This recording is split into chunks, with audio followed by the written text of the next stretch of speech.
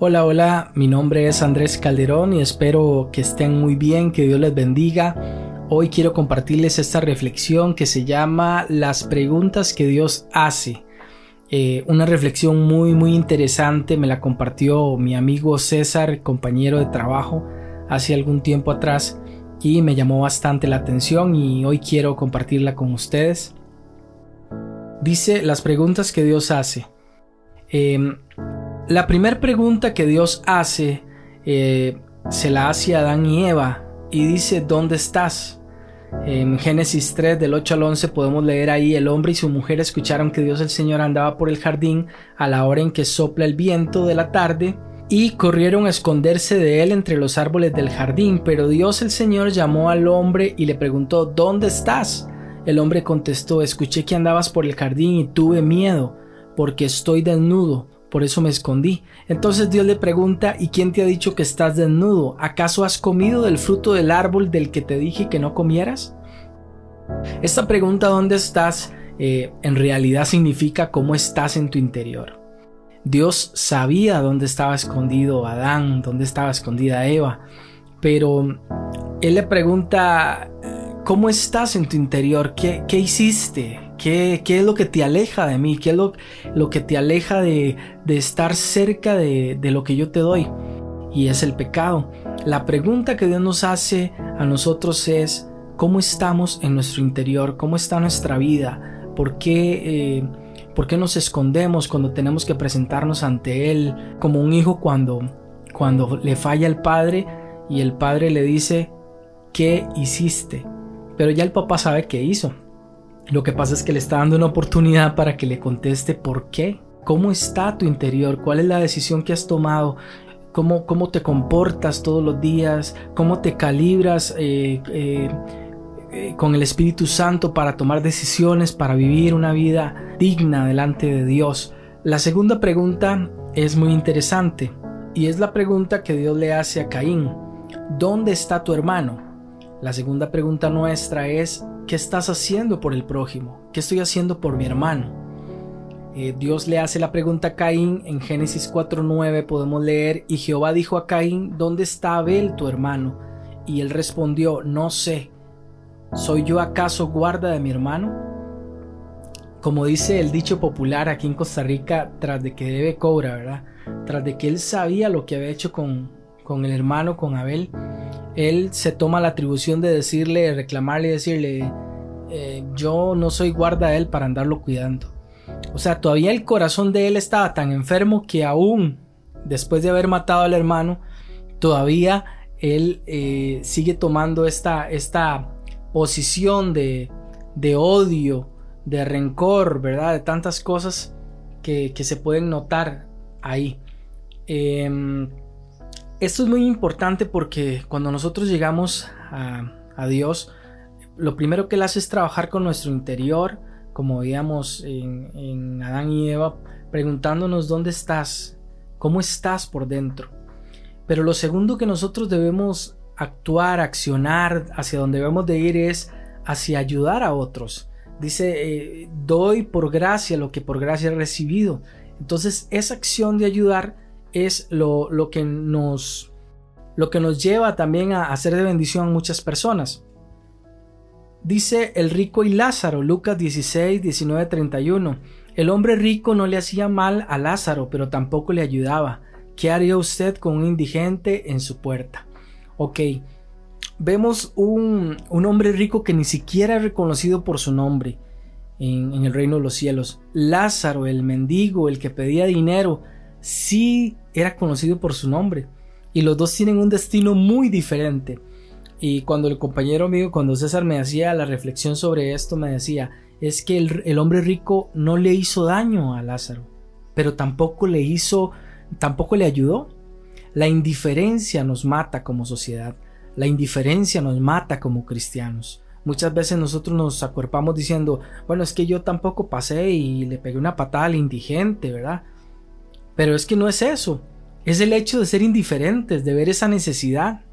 Muchas veces nosotros andamos corriendo en nuestras reuniones y en nuestras cosas porque en nuestras carreras queremos servirle a Dios y queremos llegar puntuales, y nos tropezamos con alguien que nos está pidiendo dinero y más bien nos enojamos porque nos está atrasando, cuando en realidad estamos haciendo todo lo contrario a la acción del buen samaritano: atender las necesidades que se vienen a nuestro camino. Muchas veces olvidamos o no tenemos en cuenta que dejamos de servir a Dios por servir a Dios, y perdemos lo esencial verdaderamente que a lo que Dios nos ha llamado. Ahora yo le hago la pregunta: ¿qué haría usted con un indigente en su puerta? Esta pregunta también me la hicieron a mí. ¿Qué haría usted con un indigente en su puerta todos los días ahí sentado, que usted va a recibir visitas y hágase un ladito ahí porque él está aquí durmiendo en la puerta, entonces pase como medio lado, y ese olor, ¿verdad? Ese mal olor y todo. Y vean que el hombre rico no dice que lo pateó, no dice que lo corrió de la puerta. Ahora nosotros, ¿qué haríamos? La indiferencia nos mata como sociedad, como hijos de Dios. Dice: la religión pura y sin mácula delante de Dios el Padre es esta: visitar a los huérfanos y a las viudas en sus tribulaciones y guardarse sin mancha del mundo. Santiago 1:27.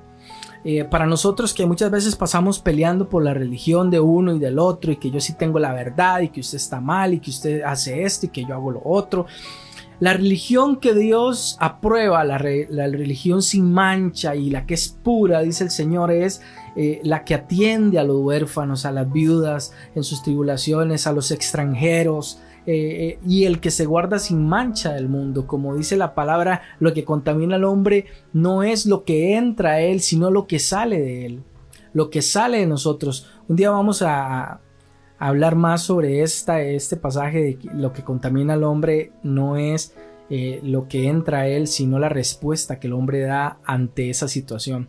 Muy interesante también. Dice: porque tuve hambre y me diste de comer, tuve sed y me diste de beber, fui forastero y me recogiste. En Mateo 25:35 encontramos esta cita.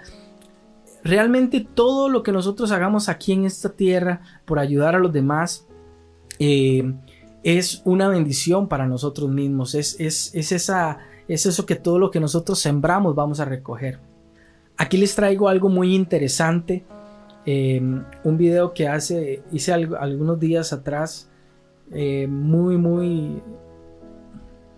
Vamos a ver, lo golpea a uno realmente.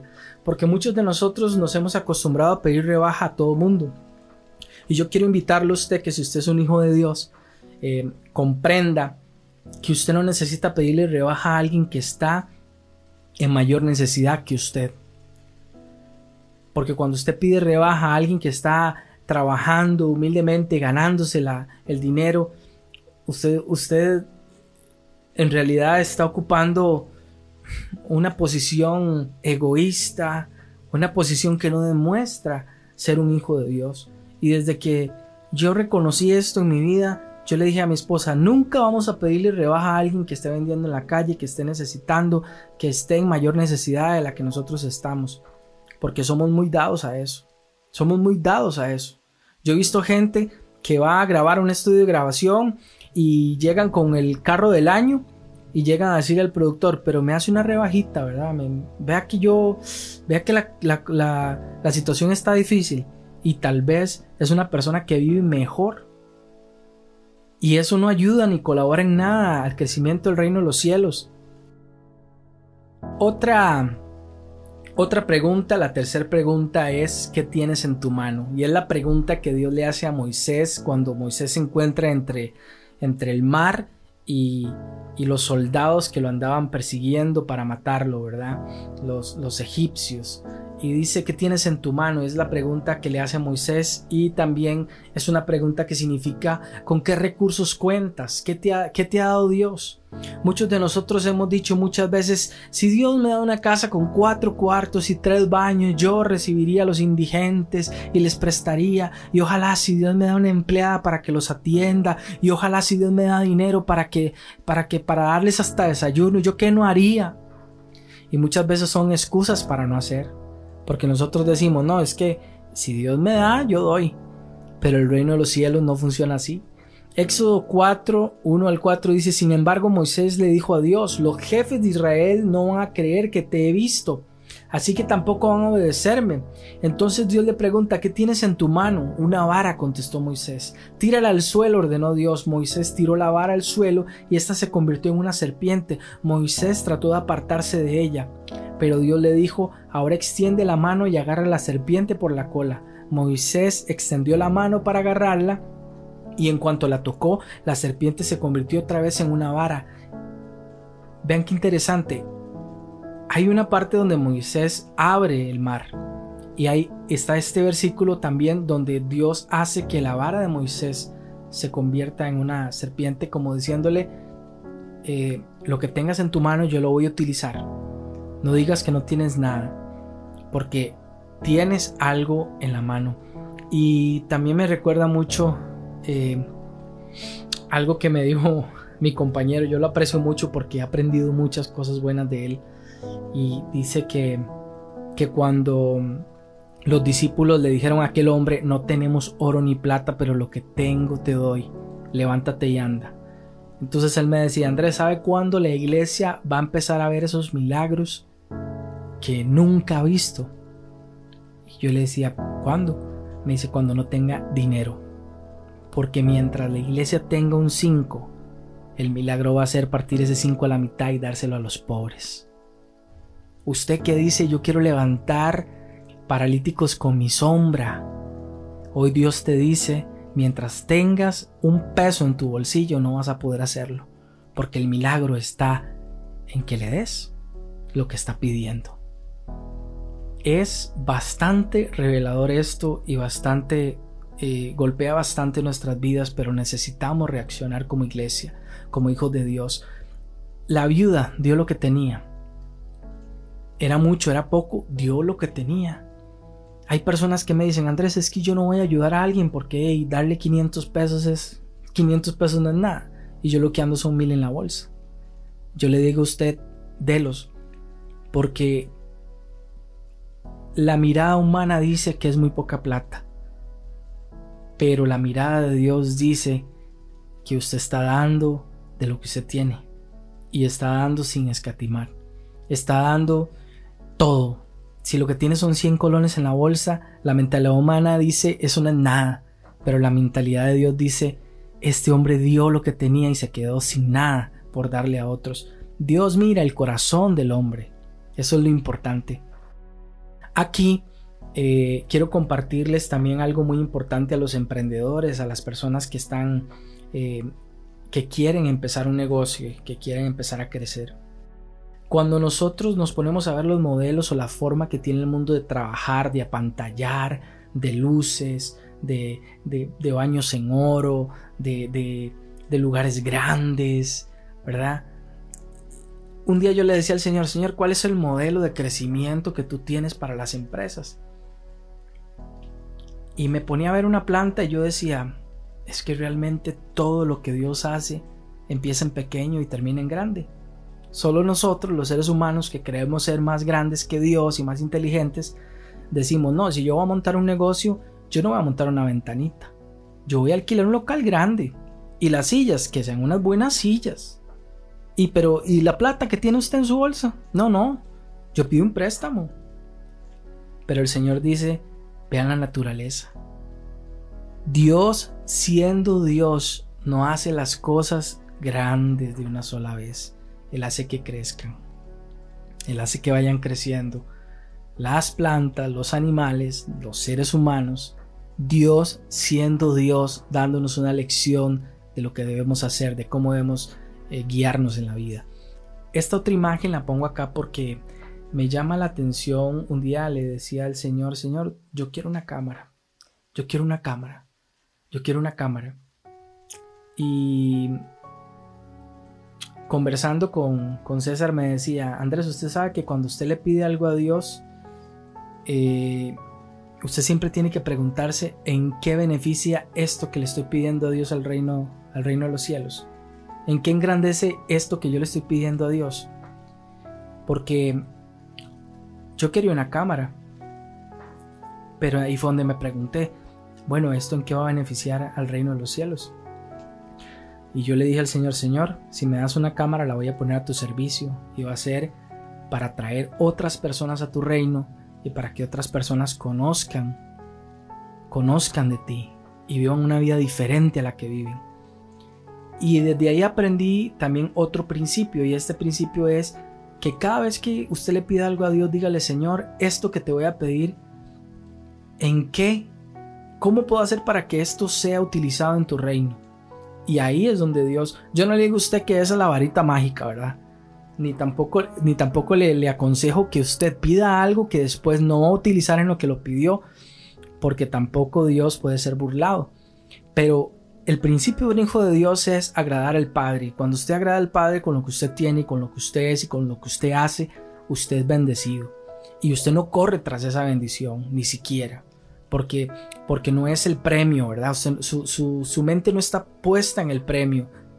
Su mente está puesta en el amor, porque cuando uno ama, ama incondicionalmente. La última pregunta para terminar con esta enseñanza y no cansarlos mucho, es una pregunta muy importante. Es la pregunta que Dios le hace a Elías: ¿por qué te escondes? Y nos hace Dios esta pregunta a nosotros y nos dice: ¿cuál es tu fe? ¿Por qué tu fe mengua? ¿Por qué tienes miedo de mostrarte al mundo como un hijo de Dios? Y quiero enumerar aquí los milagros que hizo Elías. Elías en Primera de Reyes 17:1 dice que hubo una sequía y que él hizo llover. Dice que la harina y el aceite se multiplicaron. Dice que un niño revive. Dice que el holocausto es consumido porque los profetas de Baal estaban ahí tratando de decir: el Dios mío es el correcto. Y Elías levantó las manos y dice: yo voy a demostrar que el Dios al que yo sirvo es el verdadero Dios. Hizo descender fuego del cielo. Dice: los capitanes y sus hombres son consumidos por el fuego también. Otro milagro que hace que llueva, ¿verdad? Es muy importante también. Las aguas del Jordán se dividen en Segunda de Reyes 2:8.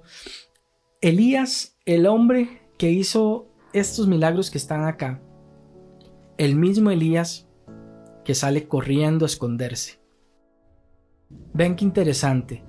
En Primera de Reyes 19:11 al 15 dice: él le dijo: sal fuera y ponte en el monte delante de Jehová. Y aquí Jehová que pasaba, y un grande y poderoso viento que rompía los montes y quebraba las peñas delante de Jehová. Pero Jehová no estaba en el viento. Y tras el viento un terremoto, pero Jehová no estaba en el terremoto. Y tras el terremoto un fuego, pero Jehová no estaba en el fuego. Y tras el fuego un silbo apacible y delicado.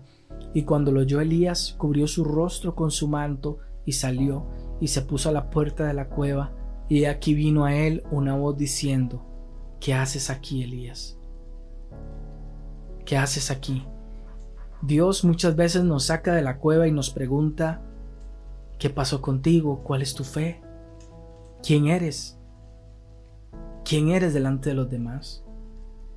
Y no me refiero a ser esa persona malcriada, a veces hasta intrometida, de llegar a decirle a los demás: ustedes están mal, ustedes tienen que ser como yo.